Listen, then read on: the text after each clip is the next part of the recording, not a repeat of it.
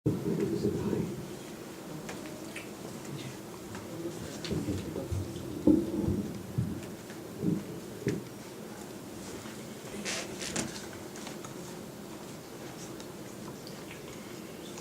بلند صلوات اللهم صل على محمد وآل محمد. عبادات کی قبولیت کے لیے اور مرحومین کی مغفرت کے لیے بعض بلند صلوات. اللهم صل على محمد وآل محمد. شہداء کربلا اور شہداء ملت سب کو سلام عقیدت پیش کرنے کے لیے بعض بلند صلوات. اللهم صل على محمد وآل محمد. بارگاہ حضرت سیدہ کائنات فاطمۃ الزہرا سلام اللہ علیہا میں نذران عقیدت عرض کرنے کے لیے بعض بلند صلوات. اللهم صل على محمد وآل محمد. مومنین و مومنات جو اپنی اپنی حاجات لے کر آتے ہیں، جو اپنی حاجات کی برابری کے لیے التماس دعا کے ساتھ تاکید کرتے ہیں، ان سب کی حاجت روائی و مشکل کشائی کے لیے بعض بلند صلوات. اللهم صل على محمد وآل محمد. تعجیل ظہور حضرت قائم آل محمد علیہ السلام کے لیے بعض بلند صلوات. اللهم صل على محمد وآل محمد.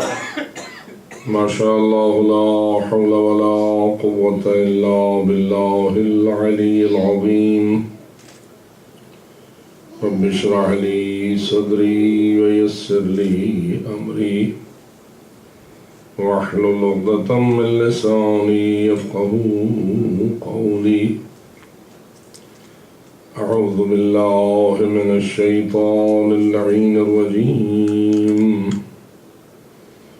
بسم الله الرحمن الرحيم.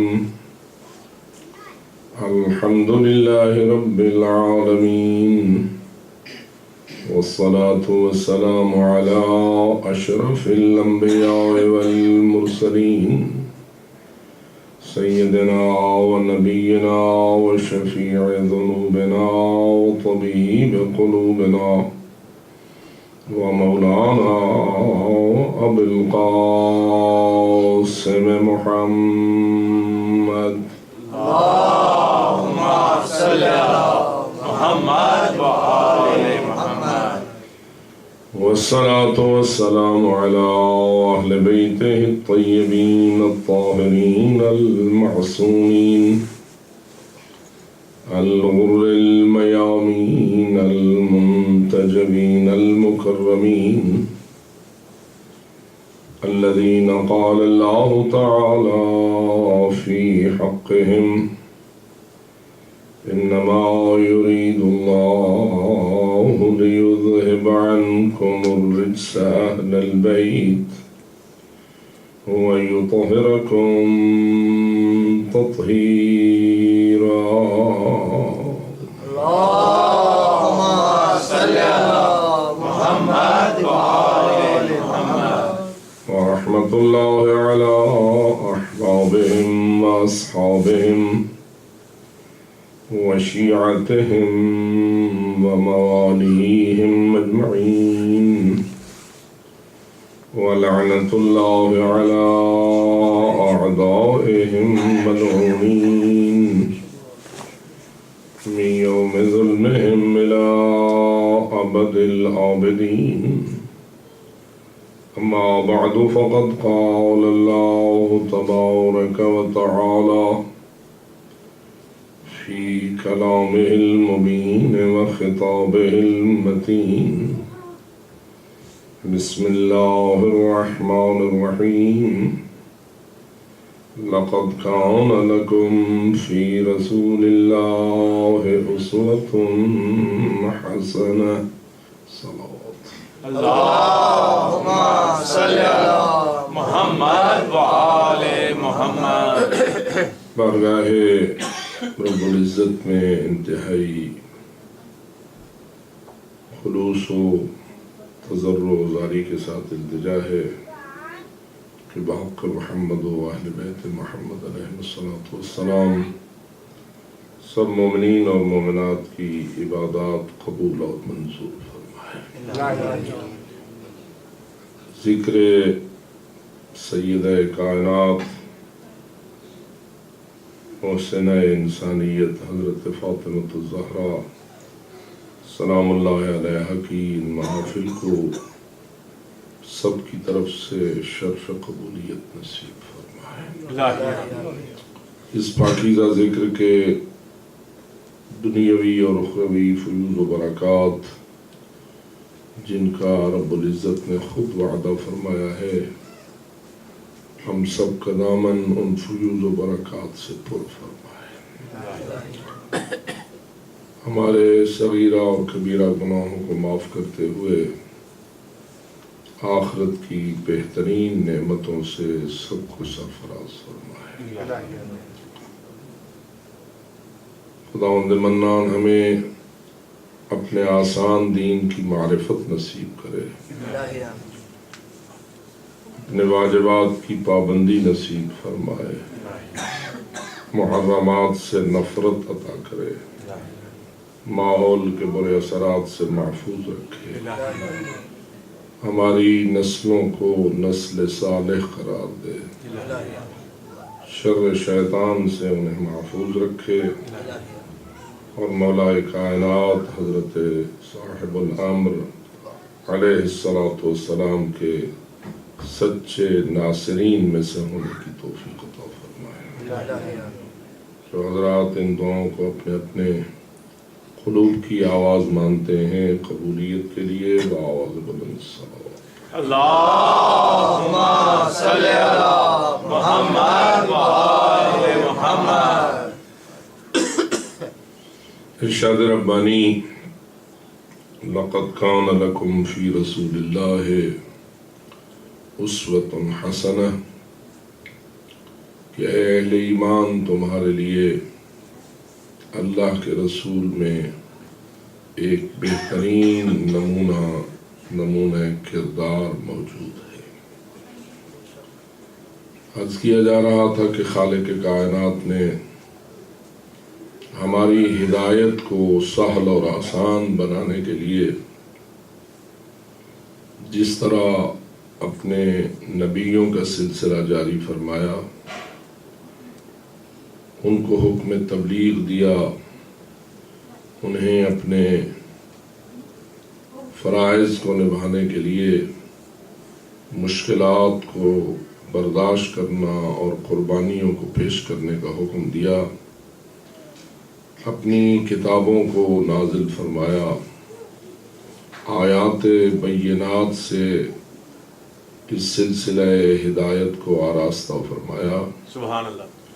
تو اس میں ایک بہت بڑا احسان ہم پہ یہ فرمایا کہ اس نے ہر نبی اور ہر رسول کو اپنی اپنی امت کے لیے عمل کا ایک بہترین نمونہ بنا کر بھیجا۔ ماشاءاللہ۔ اس لیے کہ زبانی اصول و قواعد کو بیان کرنا یا احکام و شرائع کو واضح کرنا یا تحریر و قلم سے لوگوں کے سامنے قوانین اور ضابطوں کو روشن کرنا، بے شک یہ بھی اپنے مقام پر تبلیغ کے لیے ضروری اور مؤثر ہوتا ہے، لیکن یہ اس وقت تک مؤثر نہیں بنتا جب تک اس دین اور اس ضابطۂ حیات پر عمل کرنے والا ایک مکمل عملی نمونہ سامنے موجود نہ ہو۔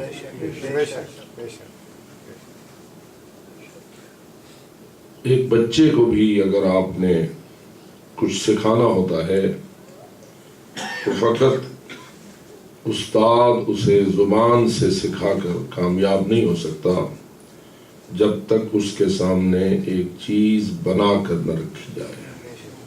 حتیٰ کہ اگر آپ نے کسی کو لکھنا سکھانا ہے تو استاد کا فریضہ ہوتا ہے کہ پہلے خود اس کے سامنے الف با تا وغیرہ لکھے، اس کو اس کی شکل دکھائے، اس کے ہاتھ کو پکڑے، اس تحریر کے مطابق اس کے ہاتھ کو چلائے، پھر کچھ عرصے بعد اس سے امید کی جا سکتی ہے کہ وہ اس کتابت کی نقالی کرتے ہوئے ایک اچھا خوشنویس بن جائے گا۔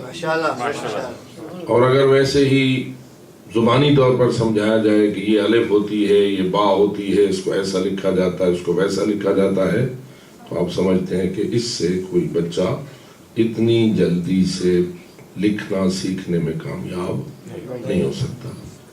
تو جب نمونہ بنائے بغیر نتیجہ برآمد نہیں ہو سکتا تو اللہ نے ہر نبی کو اپنے دین کا ایک عملی نمونہ بنایا،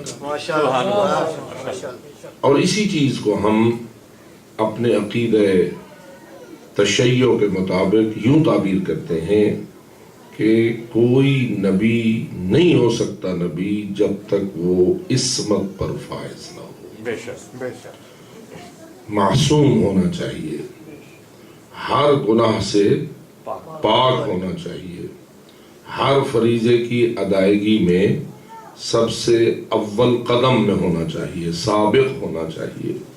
اور یہی وجہ ہے کہ آدم علیہ السلام سے لے کے ختم الانبیاء حضرت جناب محمد مصطفیٰ صلی اللہ علیہ وسلم صلی اللہ محمد و آل محمد، اور امیر المومنین علی ابن ابی طالب علیہ السلام سے لے کے مہدی برحق حجت الوداع حضرت صاحب الامر علیہ السلام تک اللہ نے ان تمام رہبر و پیشوا اور ہمارے ہادی ہستیوں کو عصمت پر فائز کیا ہے۔ ماشاءاللہ۔ اور آیت تطہیر جو انما یرید اللہ لیذہب عنکم الرجس اہل البیت ویطہرکم تطہیرا پر مشتمل ہے، وہ اسی چیز کو بیان کر رہی ہے کہ اے امت محمدی والو، تمہیں اللہ نے سب سے بڑا احسان تم پر یہ کیا ہے کہ تمہیں اہل البیت جیسے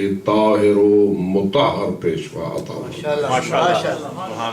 اور ہم جتنا بھی اللہ کا شکریہ ادا کریں کم ہے کہ اس نے ہمیں آدم علیہ السلام کی امت، حضرت نوح کی امت یا حضرت موسیٰ و حضرت عیسیٰ علیہ السلام کی امت ہونے کی بجائے امت محمد مصطفیٰ اور غلامان پنجتن پاک ہونے کا شرف عطا فرمایا، اور ہمیں شیعہ آل محمد ہونے کا سند عطا فرمائی ہے۔ اس لیے ہمیں جہاں اتنا بڑا شرف بخشا ہے، جہاں اتنا بڑا کمال ہمیں عطا فرمایا ہے، وہاں جتنی کہتے ہیں انسان کی عظمت زیادہ ہوتی ہے، اتنی ہی اس کی ذمہ داری بھی سخت ہوتی ہے، اتنا اس کے کندھے پر بوجھ بھی زیادہ آتا ہے۔ ایک ان پڑھ سے آپ شاید اتنی اطاعت کی توقع نہیں کرتے جتنی کہ ایک پڑھے لکھے سے کرتے ہیں، جتنے ایک خواندہ شخص سے کرتے ہیں اتنا ناخواندہ سے نہیں اتنی توقع کی جا سکتی۔ تو اسی طرح جتنا جتنا علم بڑھتا ہے، جتنا جتنا کمال بڑھتا ہے، جتنی معرفت بڑھتی ہے، جتنا احسان الہی کا ادراک بڑھتا چلا جاتا ہے، اتنا ہی انسان کی ذمہ داری بھی بڑھتی چلی جاتی ہے۔ اس لیے ذمہ داری ہماری اس حوالے سے کہ جو لوگ نہیں پہچان سکے چہاردہ معصومین کی عصمت کو، ان کی ذمہ داری تو یہ ہے کہ وہ پہلے عصمت کو پہچانیں، اور جو عصمت کو پہچان کر اس پر ایمان لا چکے ہیں ان کی ذمہ داری اگلا قدم ہے کہ وہ اب اس نمونے کے نقش قدم پر چل کر دکھائیں اور اپنے آپ کو ان کی شکل میں ڈھال کر بتائیں کہ دراصل اللہ نے ہمیں یہ بہترین نمونے کیوں عطا فرمائے تھے۔ اور میں گزشتہ گفتگو میں آپ سے یہ عرض کرتا رہا، اگرچہ کہ قرآن مجید نے لفظ رسول اللہ بولا ہے کہ تمہارے لیے اللہ کا رسول اسوہ حسنہ ہے، لیکن ہمارا ایمان ہے کہ اہل البیت جو اللہ نے رسول اللہ کو عطا فرمائی ہے ان کو وارث رسول قرار دے کر، ان کو جانشین رسول قرار دے کر، ان کو کمالات رسول کا وارث قرار دے کر، انہیں انا مدینۃ العلم وعلی بابها کی سند دے کر، انہیں انا دار الحکمت وعلی بابها کا اعلان فرما کے، یا آخر میں یوں کہہ دوں کہ من کنت مولاہ فہذا علی مولاہ کا اعلان فرما کے امت کے سامنے روشن کر دیا کہ جس طرح خود رسول تمہارے لیے اسوہ حسنہ ہے، اسی طرح ہر معصوم ان چہاردہ معصومین سے بھی تمہارے لیے اسوہ حسنہ کی حیثیت رکھتا ہے۔ نعرہ حیدری!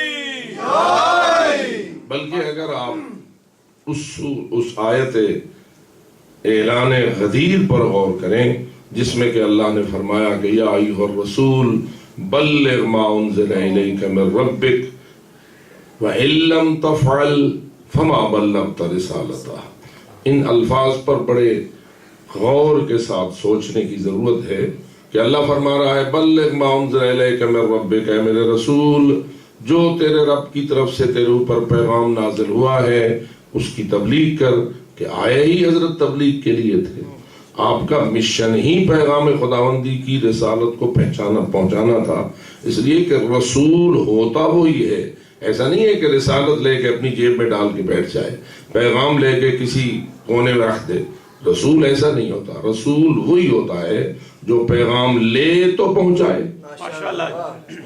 جو پیغام اس کے حوالے کیا جائے، جو رسالت اس کو عطا کی جائے وہ اس کو آگے نبھائے اور اس کو پہنچائے۔ تو اس لیے اس میں تو شک نہیں کہ اللہ کا رسول کبھی ہو نہیں سکتا کہ وہ اللہ کے کسی پیغام کو پہنچانے میں سستی سے کام لے۔ میں آپ کے ایمان کے حوالے سے، امت مسلمہ کے ہر مسلمان کے ایمان کے حوالے سے یہ سوال کرنا چاہوں گا، کیا ہم لا الہ الا اللہ محمد رسول اللہ صلی اللہ علیہ وآلہ وسلم یا اشہد ان محمد رسول اللہ صلی اللہ علیہ وآلہ وسلم کی گواہی دینے کے بعد اپنی سوچ کے کسی خانے میں یہ امکان دیتے ہیں، ہمارا ذہن اس چیز کو کبھی ممکن مانتا ہے، کوئی چھوٹا سا احتمال بھی دیتا ہے کہ اللہ پیغام دے اپنے سید الانبیاء والرسل کو اور رسول اس پیغام کے پہنچانے میں سستی کرے؟ جی کہیں ایک اربواں احتمال نہیں، ملین ہاں میں کوئی معمولی سا احتمال، یعنی ایک سوئی کے سرے برابر بھی انسان اگر سوچے، کہیں ہماری سوچ میں یہ گنجائش آتی ہے کہ شاید رسول اکرم اللہ کے کسی پیغام کے پہنچانے میں کچھ لہت و لال کریں، کچھ سستی کریں، کچھ سوچیں کہ میں اس کو نہ پہنچاؤں، یہ تو رسول اکرم کے لیے ممکن ہی نہیں ہے۔ اور جب ممکن نہیں ہے تو پھر ہم سب سے یہ سوال ہوتا ہے اور سوچنا ہے کہ اللہ نے وَإِن لَمْ تَفْعَلْ فَمَا بَلَّغْتَ رِسَالَتَا کا انداز اپنایا کیوں ہے؟ ماشاءاللہ، سبحان اللہ، یہ کہا کیوں ہے کہ اگر تو نے یہ پیغام نہ پہنچایا تو تو نے کوئی رسالت کا فریضہ انجام ہی نہیں دیا۔ آپ فرمائیں ہم زیادہ اپنے رسول کو اپنے فرائض کی ادائیگی کا ذمہ دار مانتے ہیں اور ہم رسول کی عظمت کو زیادہ پہچانتے ہیں، یا وہ جس نے محمد مصطفیٰ کو محمد مصطفیٰ بنایا ہے؟ بے شک وہ اللہ جس نے اسے سید الانبیاء بنایا، سید المرسلین بنایا، رحمت للعالمین بنایا، بلکہ ہمارے ایمان اور رسول کے فرمان کے مطابق تخلیق کائنات کا آغاز ہی اس کے نور سے فرمایا۔ یہ فرمایا اول ما خلق اللہ نوری، سب سے پہلے اللہ نے میرے نور کو خلق فرمایا۔ اگرچہ یہ بات بھی قابل ذکر ہے اور ضرور ساتھ ذکر ہونا چاہیے کہ جہاں رسول اکرم نے فرمایا اول ما خلق اللہ نوری، وہاں ہی فرمایا انا وعلی من نور واحد، سبحان اللہ، یعنی جو نور اول مخلوق قرار پایا وہ نور ایسا تھا کہ جس میں نور محمد بھی تھا اور نور علی بھی تھا، کہ انا وعلی من نور واحد کہا گیا۔ بلکہ دوسری روایت نے ہمیں اور وضاحت کی اور فرمایا کہ تکلم بکلمۃ فخلق منہا نورا وتکلم بکلمۃ فخلق منہا روحا فمزج النور بالروح فخلق منہ محمدا وعلیا وفاطمۃ والحسن والحسین. سبحان اللہ. یعنی اس حدیث کے مطابق پنج تن پاک کا نور ایک ہے. ان پانچ ہستیوں کا نور جیسے کہ محمد و علی کا نور ایک ہے، اسی طرح پنج تن پاک کا نور ایک ہے، اسی طرح چہاردہ معصومین کا نور ایک ہے. روایات میں یہ بات بھی موجود ہے کہ حضرت آدم صفی اللہ نے آسمان کی طرف نظر کی تو انہیں 5 ایسے انوار نظر آئے کہ جو ان کی اپنی شبیہ انہیں نظر آئے. تو کہا اللہ سے عرض کیا کہ یا اللہ کیا تو نے مجھ جیسے مجھ سے پہلے بھی خلق کر رکھے ہیں؟ تو اللہ نے جواب میں کہا ہاں اے آدم میں نے تجھ سے پہلے خلق کیے ہیں، انہیں میں تیری نسل سے قرار دوں گا، لیکن ان کی شان یہ ہے کہ اگر ان کو خلق نہ کرتا تو تجھے بھی خلق نہ کرتا. سبحان اللہ. سبحان آواز بلند صلوات.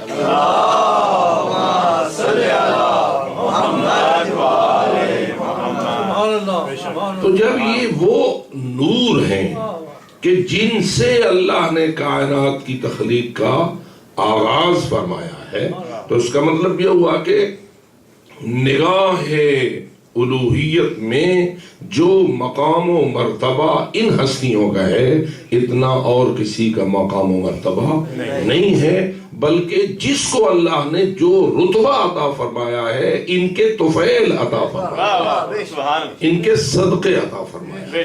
اور جب یہ صورتحال ہے تو پھر اس معرفت کے بعد کیا کہیں کوئی ادنا سا امکان بھی دیا جا سکتا ہے کہ اللہ کہے بلغ اور رسول اس میں کوئی سستی کرے؟ جی نہیں. اس کا کوئی امکان میں تو سمجھتا ہوں کہ معرفت رسالت ہمیں اس امر کی اجازت نہیں دیتی. معرفت سے سید الانبیاء ہمیں اس امکان کو ممکن کہنے کی اجازت نہیں دیتی کہ رسول ہوں سب کے سردار اور وہ اللہ کے کسی اہم ترین پیغام میں سستی کریں جبکہ وہ پیغام بھی اعلان ولایت علی کا ہو،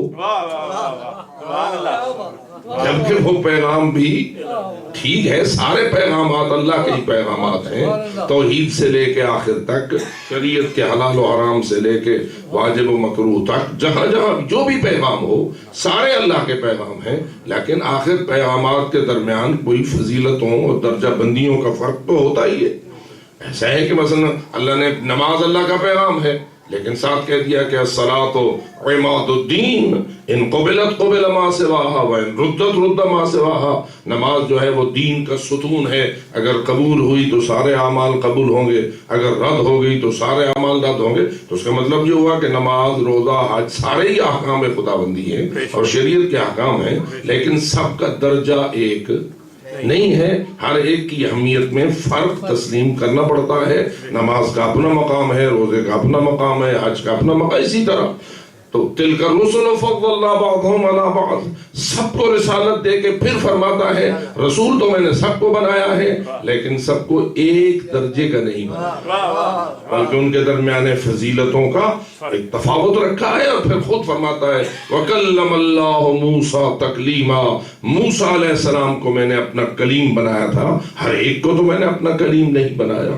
اور میں کبھی کبھی سوچتا ہوں کہ اے موسیٰ کلیم اللہ، آپ بھی اللہ سے ہم کلام ہوئے لیکن آپ کے ہم کلام ہونے کے لیے آپ کو کوہ طور پہ آنا پڑا، لیکن جب اللہ نے سید الانبیاء کو اپنے سے ہم کلام فرمایا تو ان کو قاب قوسین پہ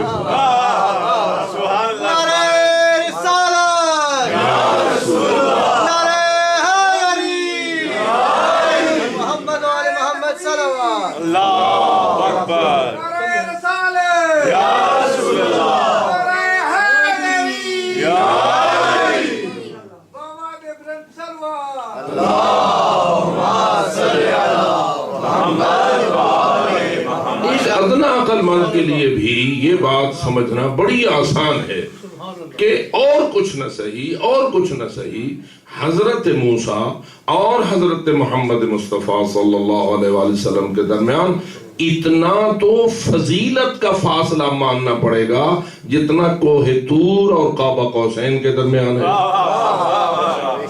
جتنا کوہ طور اور قاب قوسین کے درمیان ہے اتنا فاصلہ تو اس کلیم اللہ اور اس کلیم اللہ کے درمیان ماننا پڑے گا.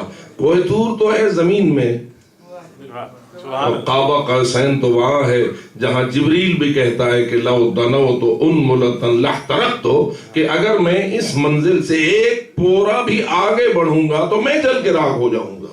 معلوم ہوا کہ جہاں جبریل کی رفتار بھی کند ہو جاتی ہے اور وہاں چلے جاتے ہیں حضرت جناب سید الانبیاء، تو یہ فاصلے اتنے زیادہ ہیں کہ ہماری فکریں ان کو ماپنے میں کامیاب نہیں ہو سکتی. لیکن اس سب کے باوجود میں جو بات عرض کر رہا تھا وہ یہ کہ ایسی صورتحال میں ناممکن دکھائی دیتا ہے کہ سید الانبیاء ہوں، تبلیغ اعلان ولایت علی کا حکم ہوا ہو اور حضرت کچھ سستی اس کا کوئی سوچے نہیں.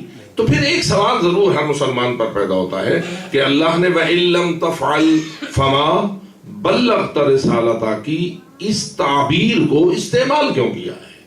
ایسا کیوں کہا ہے کہ میں معذرت کے ساتھ کہوں گا اگرچہ بعض بیان کرنے والے کچھ اس انداز سے بیان کرتے ہیں جس کا تاثر یہ دیتے ہیں کہ اللہ کچھ جھڑک رہا ہے رسول اکرم کو، اللہ کچھ ناراضگی کا اظہار کر رہا ہے رسول اکرم پر. میں سمجھتا ہوں کہ یہ بات شان رسالت کے خلاف ہے اور سید الانبیاء کی عظمت اس امر کی اجازت نہیں دیتی کہ ہم یہ سوچیں کہ اللہ تعالیٰ کی ذات نے یہاں کوئی دھمکایا ہے یا کوئی ناراضگی کا اظہار کیا ہے. نہیں، البتہ یہ سوال ضرور اپنے مقام پر ہے کہ وہ کون سی حکمت ہے کہ جس کو حکیم مطلق نے مد نظر رکھ کے اِن لَمْ تَفْعَلْ فَمَا بَلَّغْتَ رسالہ کے طرز تعبیر کو اختیار کیا ہے. اور اگر جواب اس کا مناسب سمجھ آتا ہے تو یہ کہ رسول کو دھمکانا مقصود نہیں، اعلان ولایت کی اہمیت کو قیامت تک روشن کرنا مقصود ہے.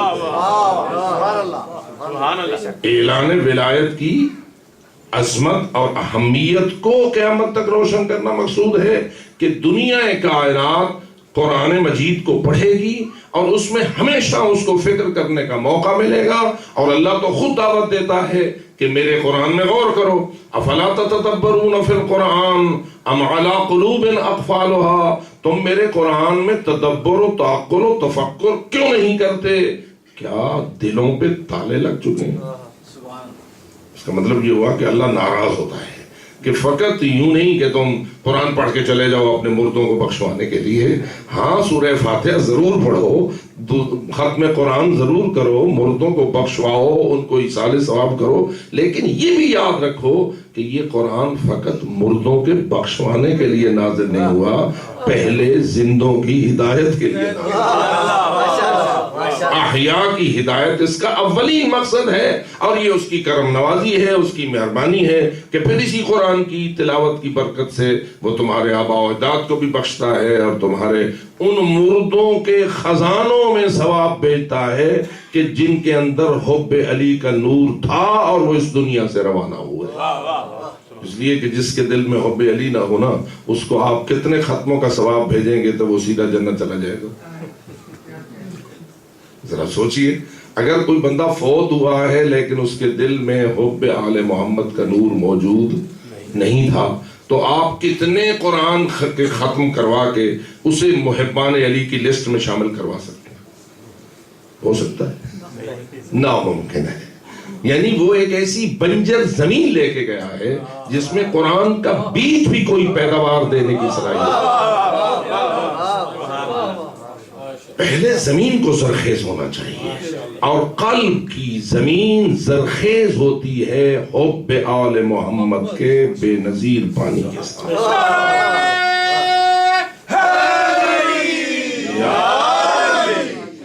تو اسی لیے میں یہ سمجھتا ہوں کہ اِن لَمْ تَفْعَلْ فَمَا بلغت رسالتہ والی طرز تعبیر اللہ نے اس نقطے کو روشن کرنے کے لیے اختیار کی کہ میں نماز کا حکم بھی دے چکا، میں نے دیگر تمام احکام کا حکم دیا، حتیٰ کہ میں نے توحید کا حکم دیا، اپنی رسول کی رسالت کی تبلیغ کا حکم دیا۔ رسول نے یہ سارے پیغامات رسالت فرمائے اور پہنچائے، لیکن ان سب میں سے وہ کہ جس کے نہ ہونے سے سب کچھ ختم ہو سکتا ہے، اس کا نام ولایت الہی ہے۔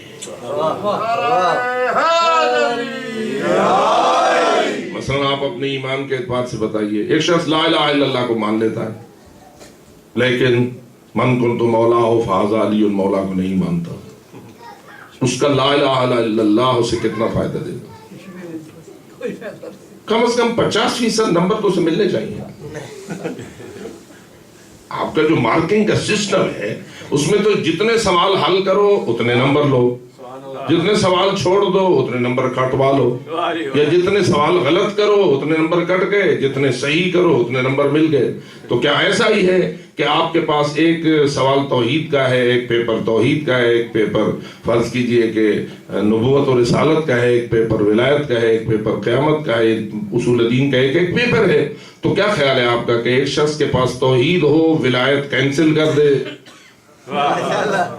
تو آپ اس کو اس توحید کے پرچے میں پاس کر کے جنت بھیجنے کا ممکن ہے؟ نہیں۔ معلوم ہوا کہ اللہ کے ہاں جو جنت کے لیے مارکنگ ہونی ہے اس کا ضابطہ وہ نہیں ہے جو تمہارے امتحانات میں ہوتا ہے، اس کے ضابطے کچھ اور ہیں۔ اس کا ضابطہ ایسے ہی ہے جیسے قرآن مجید کی اگر کسی ایک آیت کا کوئی منکر ہو جائے، یا قرآن مجید کی کسی ایک آیت کی کسی ایک لفظ کا کوئی منکر ہو جائے، مثلا قل هو اللہ احد، یہ سورہ مبارکہ ہے، وہ هو اللہ احد سے آگے مانے، قل کو نہ مانے۔ اگر میں سمجھا سکا آخر دیکھیے ایک لفظ قل ہے اور ہم تو اس اعتبار سے سوچے تو کہیں قل تو فقط یہ سمجھانے کے لیے ہے نا کہ اصل مضمون اگلا ہے، اے میرے حبیب کہہ دو، کیا کہہ دو؟ یعنی یہ جو آگے کہہ دو اصل وہ ہے، هو اللہ احد اللہ الصمد لم یلد ولم یولد ولم یکن له کفوا احد۔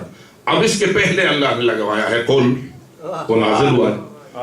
اب اگر آپ مجھے بتائیں کہ آپ نماز پڑھ رہے ہوں یا کوئی بھی تلاوت کر رہے ہوں اور شروع کر دیں بسم اللہ الرحمن الرحیم هو اللہ احد، قل کو چھوڑ دیں، بھول گئے چھوڑیں، یہ علیحدہ بات ہے، جان بوجھ کر چھوڑ دیں، پوچھا جائے کہ آپ نے قل کو کیوں، یار قل کی کیا ضرورت ہے یہاں، قل تو تھا رسول کے لیے، ہمارے لیے تو هو اللہ ہوا ہے۔ تو آپ کا کیا خیال ہے، نماز صحیح ہو جائے گی؟ ختم صحیح ہو جائے گا؟ آپ کا ایصال ثواب کا مرحلہ بڑا کامل ہو جائے گا؟ نہیں، معلوم ہوتا ہے کہ ہر لفظ، ہر حرف اور ہر حرکت کا اپنے مقام پر اہم نقطہ ہے، اس کی اہمیت ہے۔ لہذا کوئی قل کو نہیں چھوڑ سکتا، کوئی قل کو کل نہیں پڑھ سکتا، کوئی زبر کو زیر نہیں بنا سکتا، زیر کو زبر نہیں بنا سکتا۔ یہی تو وہ امانت ہے جو امین خدا نے ہم تک ساری مصیبتوں کو برداشت کر کے پہنچائی ہے۔ تو اس لیے میرے عزیزان گرامی قدر جب ایسا ہے تو آئیے اِلَّمْ تَفْعَلْ فَمَا بَلَّغْتَ رِسَالَتَهْ میں یہ نقطہ حکیمانہ ہمیں سمجھ آتا ہے کہ اللہ اس نقطے کی طرف پوری امت مسلمہ کو اور پوری نسل بشری کو متوجہ کرنا چاہتا ہے کہ یہ جو پیغام میں نے دیا ہے اس کی اہمیت پورے دین کے حوالے سے اتنی زیادہ ہے کہ اگر یہ نہ مانو گے تو تم نے رسول اکرم کا کچھ بھی نہیں مانا اور اللہ کے دین کا کوئی حصہ تم نے تسلیم نہیں کیا۔ سب کچھ سرخ لکیر کا شکار ہو سکتا ہے اگر تم من کنتم مولا کو سرخ لکیر پھر۔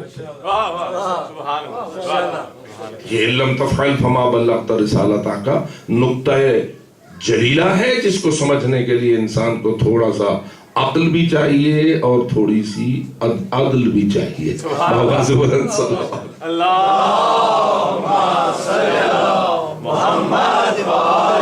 بلکہ یہاں اگر بچے کے وقت تھوڑا ہوتا ہے، لیکن پھر بھی چلو جس موضوع پہ گفتگو ہوتی ہے تھوڑی سی ہو ہی جائے کہ آپ کے سامنے وہ واقعہ یاد ہے کہ ایک حارث فہری نامی شخص تھا کہ جس کو یہ واقعہ معلوم ہوا کہ رسول اکرم نے میدان غدیر میں من کنت مولا فہذا علی المولا کا اعلان کیا ہے، تو وہ چونکہ امیر المومنین سے بغض رکھنے والا ایک شخص قرار پایا تھا، تو اس کو یہ اعلان اچھا نہ لگا اور وہ رسول اکرم کی خدمت میں آ گیا اور کہنے لگا کہ آپ نے توحید کہی، ہم نے مان لی، آپ نے نماز کا حکم دیا، ہم نے مان لیا، آپ نے روزے کا حکم فرمایا، ہم نے مان لیا، سب کچھ ہم مانتے گئے، اب آپ نے اپنے بھائی کو ہمارے سر پہ مسلط کر دیا ہے۔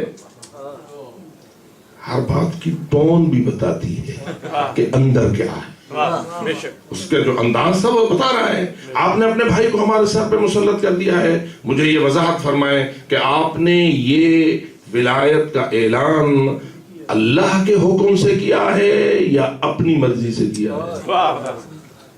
ایک مسلمان ہو رسول سے ایسا سوال کرے، معلوم ہوتا ہے کہ یہ بدبخت یہ سمجھتا ہے کہ رسول کوئی باتیں اپنی خواہش سے بھی کرتا ہے، اس کے اپنے عقیدے میں ابتدا سے ہی یہ خرابی موجود ہے اور اس کے اپنے ایمان میں یہ زہر موجود ہے کہ جو اس کے سارے ایمان کو کھائے چلی جا رہی ہے۔ اس لیے اس نے کہا کہ کیا اللہ کے حکم سے کیا ہے یا اپنی مرضی سے کیا ہے؟ واضح ہے کہ رسول اکرم نے کیا جواب دینا تھا؟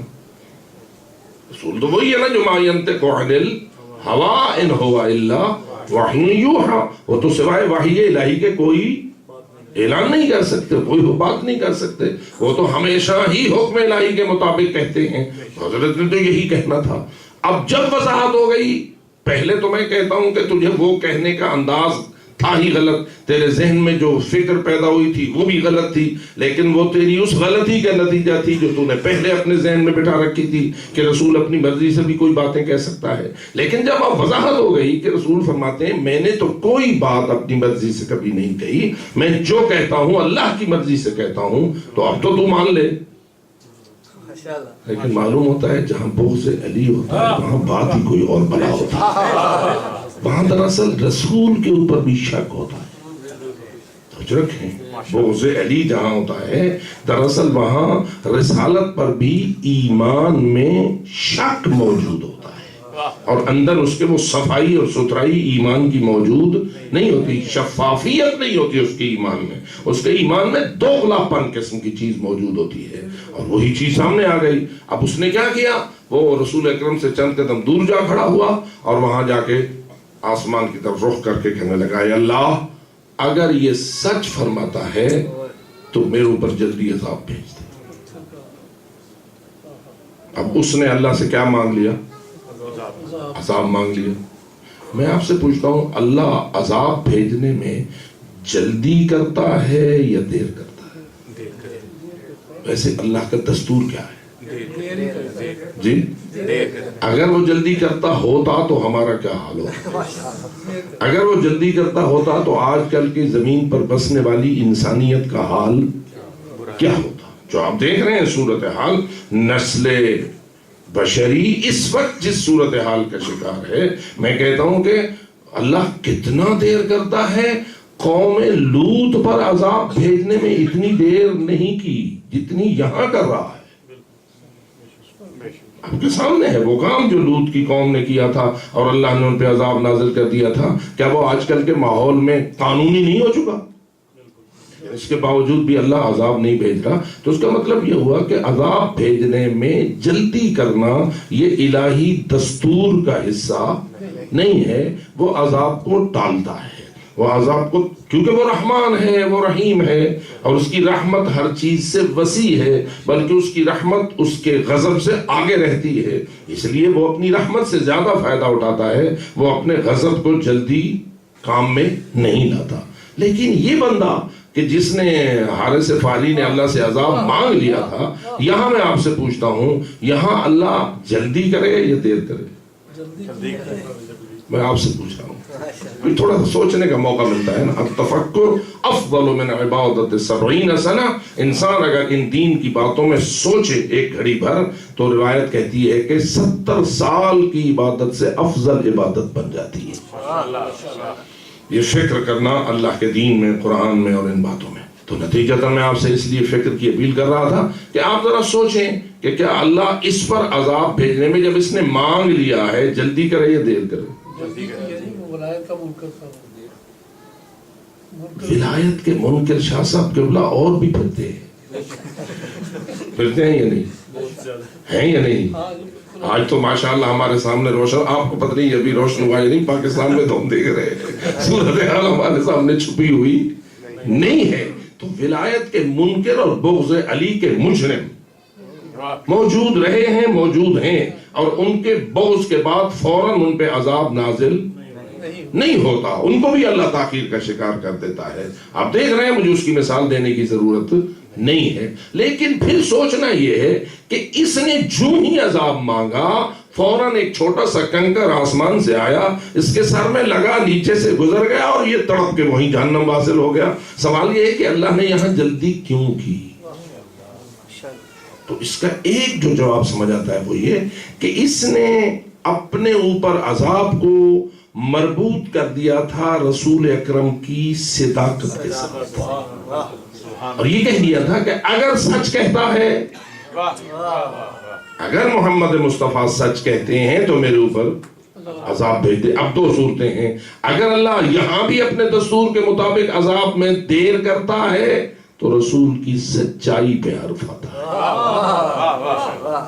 اور دین نام ہے رسول کی صداقت کا، پورا دین نام ہے رسول کی سچائی کا. اگر رسول کی سچائی میں ذرہ برابر شک ہو تو دین پر ایمان رکھنے کا کوئی جواز نہیں بنتا. حتیٰ کہ میں کہتا رہتا ہوں کہ اللہ نے قرآن کو رسول کے قلب پہ کیوں نازل کیا؟ حالانکہ حضرت تورات پر، حضرت موسیٰ پر جو تورات نازل ہوئی تھی وہ تو سر پر تختیاں اٹھا کے لائے تھے، لیکن کوئی کتاب حضرت رسالت مآب پر قرآن کی شکل میں نازل نہیں ہوئی، بلکہ نزلہ الروح الامین علی قلبک، یہ کتاب نازل ہوئے تیرے قلب پر. اب قرآن نازل قلب رسول پہ کیوں ہوا ہے؟ کہ اللہ کے پاس قدرت نہ تھی کہ وہ کسی اور طریقے سے اپنی کتاب کو نازل کر دیتا؟ تو سکتا ہے، لیکن اس نے قلب محمد مصطفیٰ کو اس نزول قرآنی کے مرکز کے طور پر کیوں منتخب فرمایا؟ تو اس میں یہ حکمت نظر آتی ہے کہ اللہ چاہتا ہے کہ میرا قرآن بھی اگر ان کو ملے تو رسول کی زبان سے ملے. اگر یہ کوئی بدبخت رسول کی زبان پاک کے بارے میں معمولی سا شک بھی کرے تو اس کا قرآن پہ ایمان بھی اسے کوئی فائدہ نہیں دے گا. اسی لیے من کنت مولا ہو فہذا علی مولا، اس میں شک کی کون سی گنجائش رہ جاتی ہے؟ اس میں کیا گنجائش ہے کہ کوئی بندہ من کنت مولا سنے اور پھر شک کرے کہ پتہ نہیں کیا ہے کیا نہیں ہے؟ اور اسی لیے میں کہتا ہوں کہ اللہ نے ان پاک ہستیوں کو ایسا معصوم بنایا ہے، رسول کا وارث بنایا ہے، اور ان تمام کمالات سے آراستہ فرمایا ہے جو ہمارے اسوہ حسنہ ہونے کے لیے ضروری تھے. ہم نمونے کامل دین بننے کے لیے جتنے پہلو بھی لازم ہو سکتے ہیں وہ سارے پہلو جتنے محمد مصطفیٰ میں رکھے ہیں اتنے ہی اہل البیت رسول میں رکھے ہیں. محمد وآل محمد صلی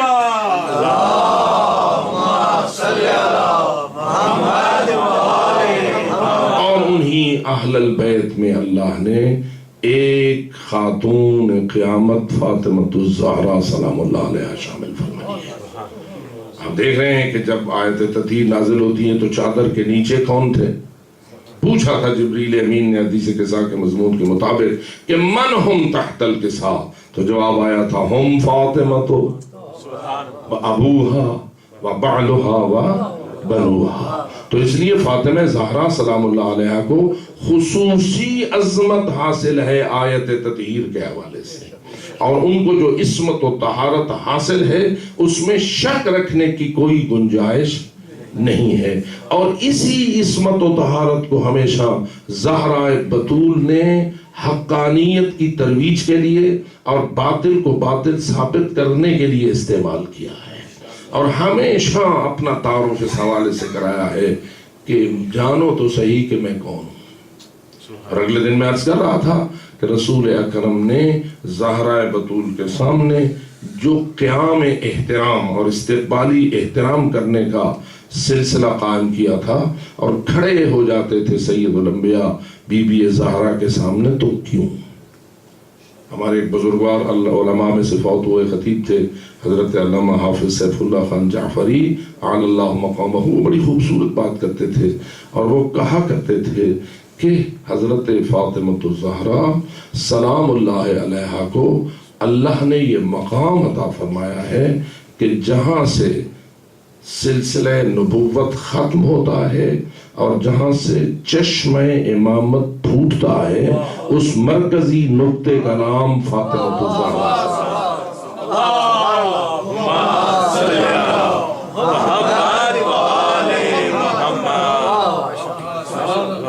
اللہ تعالیٰ نے بی بی طاہرہ سلام اللہ علیہا کو وہ مقام رتبہ عظیم عطا فرمایا ہے کہ رسول اکرم کو حکم دیا ہے کہ کھڑے ہو کر استقبال کیا کرو، بلکہ یوں بھی بسا اوقات بطور مثال سمجھاتے تھے کہ جب ہم تصور کریں 1,24,000 انبیاء اکٹھے ایک مقام پر جمع ہوں اور ان کی سربراہی اور صدارت حضرت جناب محمد مصطفیٰ صلی اللہ علیہ وآلہ وسلم فرما رہے ہوں اور اس محفل میں تمام ملائکہ بھی تشریف فرما ہوں، اب بتائیے اگر اس محفل میں آ جائے زہرا اور رسول اکرم اپنی اس عادت یا فریضے کے مطابق قیام فرمائیں تو کیا خیال ہے؟ اکیلے کھڑے ہوں گے یہ سارے انبیاء کو بھی کھڑا ہونا پڑے گا؟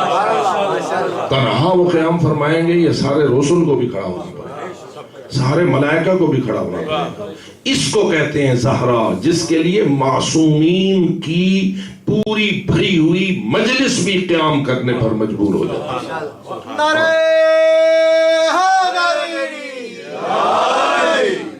اسی لیے بی بی طاہرہ نے بہت سارے مقامات پر یہ حوالہ دیا ہے، اعلموا انی فاطمہ، جان لو کہ میں فاطمہ ہوں، میں رسول کی بیٹی ہوں، میرا وہ مقام ہے جس کو رسول اکرم نے بار بار روشن کیا ہے۔ بلکہ ایک جملہ کہہ کے میں آگے بڑھوں، میں تو یہ سمجھتا ہوں کہ اللہ نے جو فرائض رسالت رسول اکرم کے کندھے پر عائد کیے تھے ان میں سے ایک بہت بڑی ذمہ داری سید الانبیاء کے دوش پر یہ ڈالی تھی کہ اے میرے حبیب، باقی دین تو تو نے پہنچانا ہی ہے، وہ تیری ذمہ داری ہے، لیکن ایک سب سے اہم ذمہ داری یہ ہے کہ تو اپنی امت کے سامنے اپنی اہل البیت کا صحیح تعارف کرا گیا، ان کا رتبہ بتا گیا، ان کی شان سمجھا گیا۔ لوگ فقط رشتہ داری کی بنیاد پر اہل البیت کو نہ مانیں، فضائل و کمالات کی بنیاد پر اہل البیت کے قائل ہوں۔ آپ بھی اگر آیت تطہیر کو مانتے ہیں تو فقط رشتہ داری کی بنیاد پر مانتے ہیں یا اللہ کی عطا کی بنیاد پر مانتے ہیں؟ یہ رتبے نبوت کے کون دیتا ہے؟ اللہ رشتے کی بنیاد پر دیتا ہے کہ حضرت ابراہیم کے 2 بیٹے تھے، حضرت اسماعیل و اسحاق، چونکہ 2 بیٹے تھے ابراہیم کے اس لیے اللہ نے ان کو دے دیا، نبوت عطا فرما دی اور رسالت عطا فرما دی۔ آگے بڑھیے، حضرت یعقوب کے کتنے بیٹے تھے؟ سورہ یوسف بتا رہی ہے نا کہ 11 بھائی تھے حضرت یوسف کے، کل 12 بیٹے، قرآن مجید ان کا حوالہ دے رہا ہے۔ ان 12 میں سے 12 کو نبوت مل گئی؟ نہیں۔ حضرت جناب ابو طالب کے کتنے بیٹے تھے؟ 4، طالب، عقیل، جعفر اور آخر میں علی۔ امامت تنہا علی کو ملی یا سب کو ملی؟ چچا صاحب تو رسول کے سارے تھے، حضرت ابو طالب اور حضرت فاطمہ بنت اسد کے فرزندان تھے، اس لیے کہ یہ چاروں بھائی حقیقی بھائی ہیں۔ ان کی ماں بھی حضرت فاطمہ بنت اسد ہیں، لیکن امامت اور من کن تو مولا ہو فہذا علی مولا کے موقع پر ہاتھ پکڑ کے بلند کیا جاتا ہے تو اکیلے علی کا کیا جاتا ہے، نہ عقیل کا نہ جعفر کا۔ نہ کسی اور چچا زاد کا. تو یہ ایسا کیوں ہے؟ معلوم ہوتا ہے کہ فقط رشتہ فضیلت کی بنیاد نہیں. یہ ٹھیک ہے کہ رسول کا رشتہ بھی فضیلت کا باعث بنتا ہے، لیکن سب کچھ رشتہ نہیں ہوتا. یہ جو مرتبے اور عہدے ہیں یہ اللہ کے انتخاب پر ہوتے ہیں، یہ خالق کے اپنے استفاء کرنے پر ہوتے ہیں. اور جس کو اس نے مصطفیٰ کرنا ہوتا ہے، جس کو اس نے منتخب کرنا ہوتا ہے، وہ بات کو نہیں سوچتا چلو آج میں آپ فلانے کو منتخب کر لوں. نا، جس کو اس نے اپنے اس مذہب پر فائز کرنا ہوتا ہے اس کا سلسلہ ابتدا سے لے کے چلتا ہے، اس کی نورانیت کا سلسلہ آغاز سے ہی وہ بناتا ہے. اسی لیے تو میں نے آپ کو عرض کیا کہ پنجتن پاک کے نور کو اللہ نے آغاز میں خلق فرمایا. اور یہ جو ہستیاں ہیں ان کا جتنا بھی سلسلہ نبوت ہے، رسالت ہے، اللہ نے ایسا نہیں ہے کہ پیدا کر دیا پھر دیکھا کہ بھی اچھی نمازیں پڑھتا ہے، اچھے روزے رکھتا ہے، پھر چلو اس کو ہم نبوت دے دو، اس کو ہم رسالت دے دو، اس کو ولایت دے دو، اس کو امامت دے دو. یہ تصور کچھ اور لوگوں کا ہے. ہمارا جو عقیدہ ہے وہ یہ ہے کہ اس وہب میں کسب کو دخل نہیں ہے، انسان کی اپنی کوشش کو دخل نہیں ہے، جتنا اللہ کے اپنے انتخاب کو دخل ہے، جتنا اللہ کے اپنے چن لینے کا تصور ہے. وہ یہ نہیں ہے کہ وہ جس طرح کے نمبر زیادہ ہو گئے تو چن لیا. ایم میں بہت سارے پھرتے ہوتے ہیں لیکن جن میں جو میرٹ پر پورا اترا اس کو چن لیا.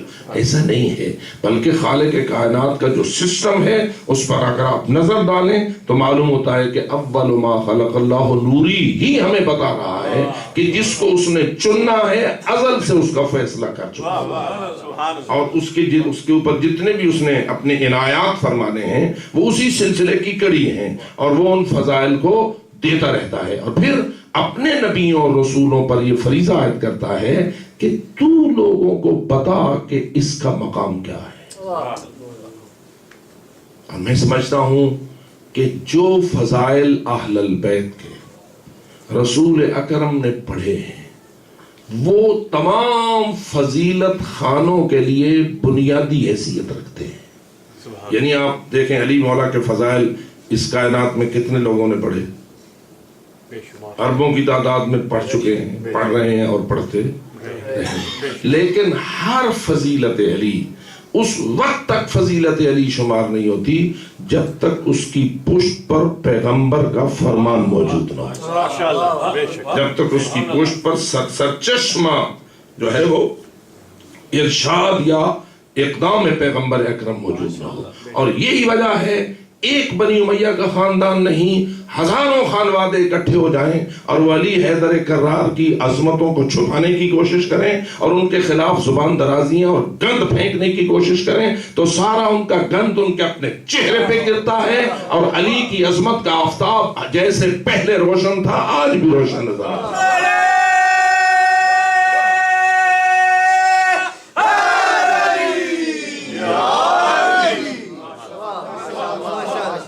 بدبخت لوگ ہیں یہ سمجھتے ہیں کہ ہم مثلا تبرئے کریں گے، ہم سب کو شتم کریں گے، ہم اپنے ائمہ جمعہ کو حکم دیں گے، وہ ہر نماز جمعہ میں بکواسات کریں گے، حفوات بکیں گے، اور علی کی عظمت جو ہے وہ داغدار ہو جائے گی اور لوگ علی حیدر کرار کو ماننا چھوڑ دیں گے اور ان کی عظمت چھپ جائے گی اور کسی کو پتہ نہ چلے گا کہ علی کیا تھا. لیکن میں حیران ہوں 4-5 نسلیں مسلسل بنی امیہ کے دور حکومت کی 4-5 نسلیں مسلسل ائمہ جمعہ کی زبان کے ذریعے. اور میں کبھی سوچتا ہوں یہ جو ائمہ جمعہ اپنے خطبوں میں بکواس علی کو کرتے تھے کیا فقط اپنے خطبوں میں کرتے ہوں گے یا بیٹھک میں بھی کرتے ہوں گے؟ اپنی عام محفلوں میں بھی لوگوں کے درمیان بیٹھ کر ان کی تو یہی عادت ہوگی، وہ صبح و شام بکواسات ہی بکواسات کرتے رہتے ہوں گے. اور وہ ماحول سارا بنی امیہ کی حکمرانی کا، یعنی پوری کنٹری جو اسلامی اس زمانے میں تھی اور جتنے بھی مسلمان تھے ان میں سے سب کے سامنے علی ولی کے خلاف ہی زبان درازیاں سنی جاتی ہوں گی اور ماحول ہی علی کے خلاف ہوگا. لیکن میں حیران ہوں یہ کالی گھٹا چھٹ گئی اور علی کا آفتاب مثل سابق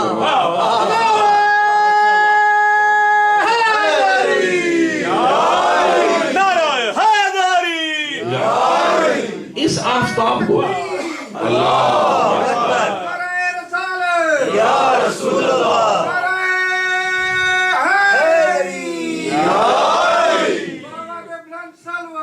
اللہم صلی علی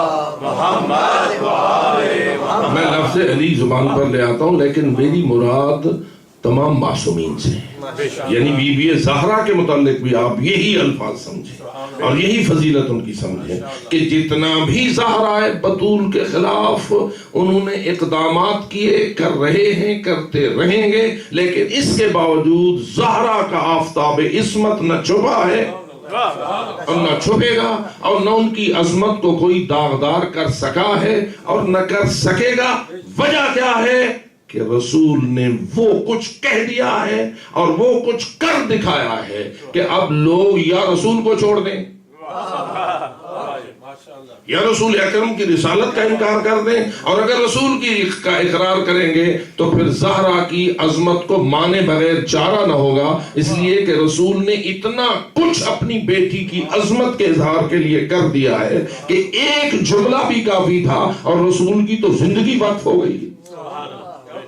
آپ جانتے ہیں کہ اگر رسول اکرم کسی ایک کے متعلق ایک جملہ بھی کہہ دے نا تو وہ جملہ بھی اس کی عظمت کو روشن کرنے کے لیے کافی ہوتا ہے۔ کیا کروں، وقت تھوڑا ہے، ایک چھوٹا سا بیان ذہن میں آ گیا۔ ایک دن حضرت جناب ابو ذر غفاری دربار خلافت میں تھے، انہوں نے ایک حدیث رسول پڑھی، صاحب خلافت کو وہ حدیث پسند نہ آئی تو کہنے لگے ابو ذر کا تمہارے پاس گواہ ہیں کہ یہ رسول نے فرمایا تھا؟ یہ جو کچھ تم کہہ رہے ہو اس کے فرمان رسول ہونے پر تمہارے پاس گواہ ہیں؟ کہا ہاں میرے پاس گواہ ہے۔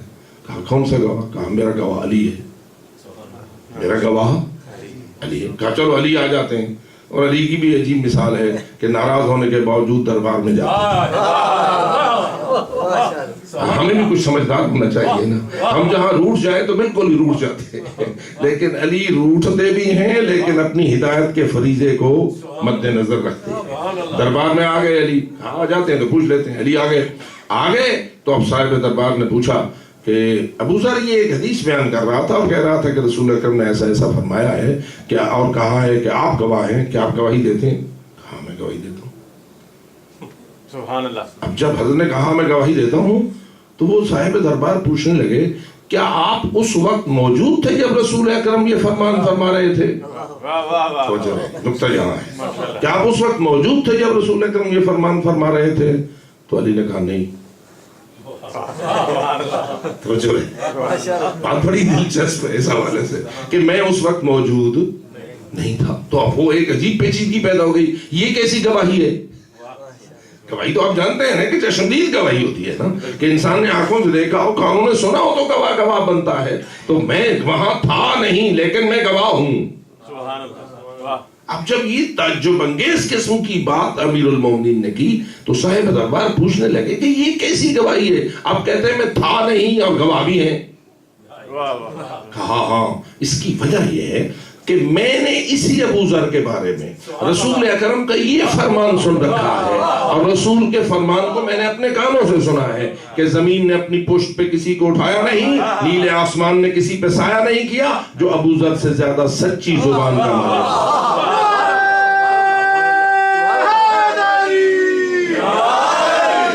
رسول اکرم نے ایک مرتبہ فرما دیا ہے کہ ابو ذر سے زیادہ سچا کوئی نہیں، اب جب ابو ذر کہہ رہا ہے کہ رسول نے فرمایا ہے میں ہوں تو بھی، میں نہیں ہوں تو بھی ابو ذر سچا ہے کہ رسول نے اس کو سچا قرار دیا۔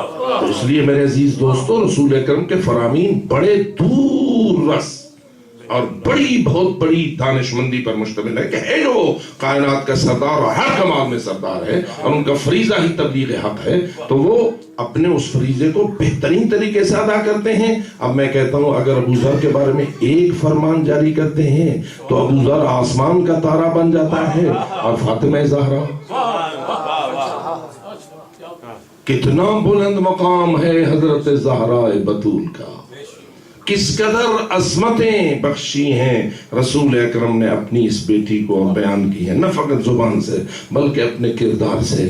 کیا یہ معمولی بات ہے کہ نماز کے لیے جاتے ہیں، راستے میں دروازہ زہرا پڑتا ہے تو کیوں کھڑے ہو جاتے ہیں، رک جاتے ہیں اور آواز دے کے کہتے ہیں السلام علیکم یا اہل بیت النبوہ انما یرید اللہ لیذہب عنکم الرجس اہل البیت ویطہرکم تطہیرا. اور پھر روایت کہتی ہے کہ پھر جب نماز سے واپس آتے ہیں اسی دروازے سے گزرتے ہیں، پھر رک جاتے ہیں اور دروازے کے دونوں کواڑوں کو پکڑ لیتے ہیں، رخ بی بی طاہرہ کے گھر کی طرف کر لیتے ہیں، اور پھر آواز آتی ہے انما یرید اللہ لیذہب عنکم الرجس اہل البیت ویطہرکم تطہیرا. اگر کوئی کہے یا رسول اللہ آخر آپ کی بیٹی ہے، آپ کا اس گھر میں کوئی پردہ نہیں ہے، آپ اندر تشریف لے جائیں، اپنی دختر نیک اختر کے سر اقدس پر دست شفقت رکھیں، وہاں آیت تطہیر پڑھیں، باہر گلی میں دروازے پہ رخ کر کے اس گھر کی طرف کھڑے ہو کر کیوں بار بار روزانہ 10 بار آپ آیت تطہیر کی تلاوت کیوں کرتے ہیں؟ اور روایات میں ہے، کوئی کہتا ہے راوی میں نے 6 مہینے مسلسل رسول کو یہ کرتے ہوئے دیکھا، کوئی کہتا ہے میں نے 9 مہینے مسلسل رسول کا یہ عمل ہوتے ہوئے دیکھا. اور ہمیں یہ کہنا پڑتا ہے کہ جب سے آیت تطہیر نازل ہوئی تھی گویا اس وقت سے رسول نے یہ رسم قائم کر لی تھی کہ وہ دروازہ بطول سے نہ گزرتے تھے مگر آیت تطہیر کی تلاوت کر کے گزرتے تھے. تو آؤ مومنوں مسلمانوں، مقصد کیا ہے؟ تو جواب عمل رسول کا عملی جواب یہ ہے کہ لوگوں میں اپنی بیٹی کو سنانے کے لیے نہیں پڑھ رہا، میں اپنی امت کو سمجھانے کے لیے پڑھ رہا ہوں، میں اپنے کلمہ کو مومنین و مومنات کو یہ بتانے کے لیے آیت تطہیر اس دروازے میں پڑھتا ہوں، گویا سمجھانا چاہتا ہوں اس دروازے کو نہ بھولنا، اس دروازے کے اندر جو گھر میں رہنے والے لوگ ہیں ان کو نہ بھولنا، ان کی عظمت کو پالا طاق نہ رکھنا. لیکن آؤ کیوں روتے ہیں ہم؟ وہی دروازہ تھا، رسول کی رحلت ہوئی تھی، چوتھے دن یا آیت تطہیر کی تلاوت آتی تھی، اور اب آواز آئے ہیں ایسے جن سے زہرا کا دل زخمی ہوا ہے، جن سے قلب بطول آزردہ خاطر ہوا ہے. عزادارو ہماری میں بار بار کہتا ہوں رسم تو یہ ہے اگر کسی گھر میں ایسی ہستی کی وفات ہو جائے اور ایک اکلوتی بیٹی اس کی وارث رہ گئی ہو تو دروازے پہ جا کے تعزیت کی جاتی ہے، اے شہنشاہ کی بیٹی، اے سردار زادی، ہم تجھے تسلیت و تعزیت کہنے کے لیے آئے ہیں، لیکن ذرا مجھے بتاؤ کیا حال ہوگا قلب زہرا سلام اللہ علیہا کا جو منتظر تھی کہ میرا احترام ہوگا، اس کو کیا حال کا شکار کیا گیا. آپ سن چکے، علماء نے لکھا دروازے کو ایسی ضرب لگی کہ در و دیوار میں پستی رہی، محسن شہید ہوتے رہے. عزاداروں روایت کہتی ہے حضرت سلیم ابن قیس چونکہ ان دنوں مدینہ منورہ میں نہ تھے، چند دنوں بعد مدینے میں آئے اور حضرت سلمان فارسی سے یہ پوچھا، اے سلمان میں نے سنا ہے لوگ زہرا کے گھر بغیر اذن کے گھس گئے تھے، لوگ زہرا کے گھر بغیر اذن کے داخل ہو گئے تھے.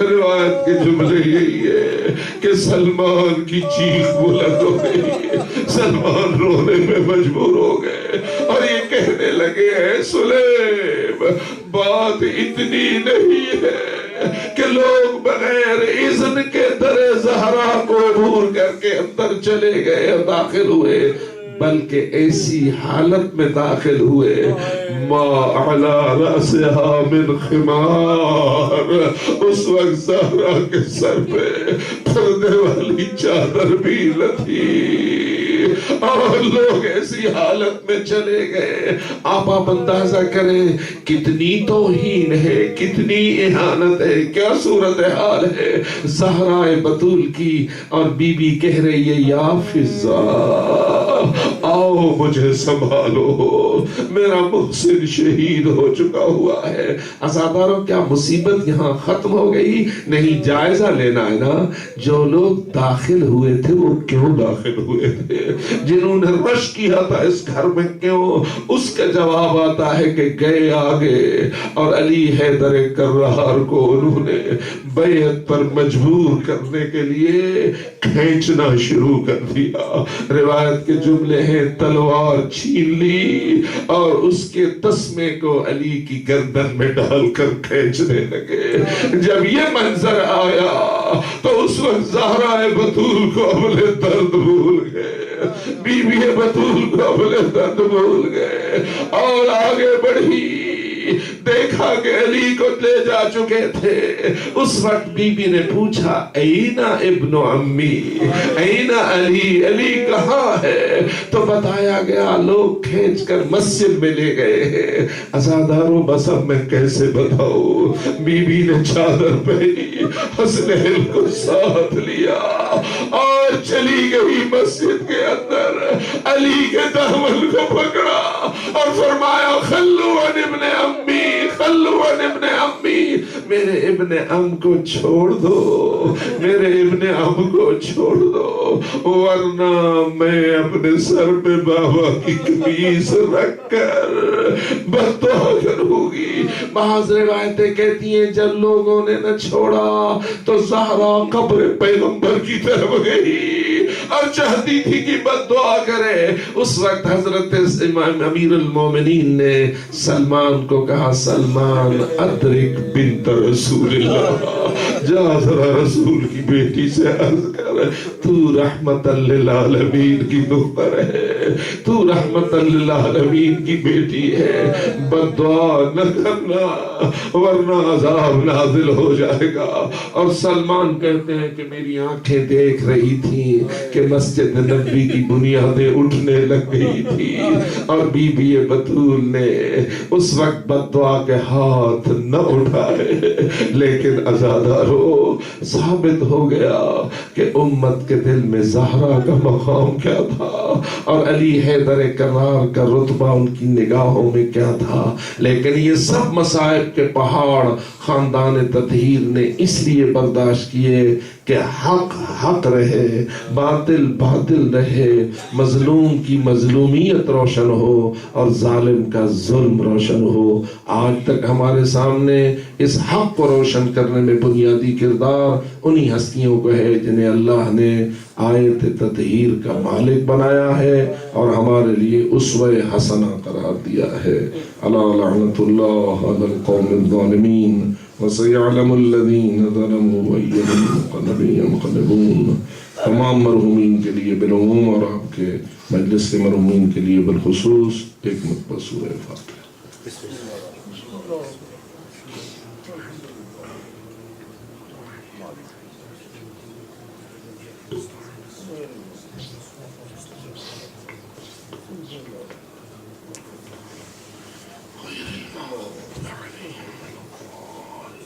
بسم اللہ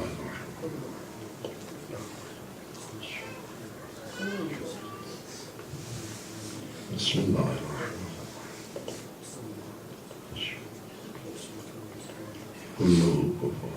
بسم اللہ اللہ الصمد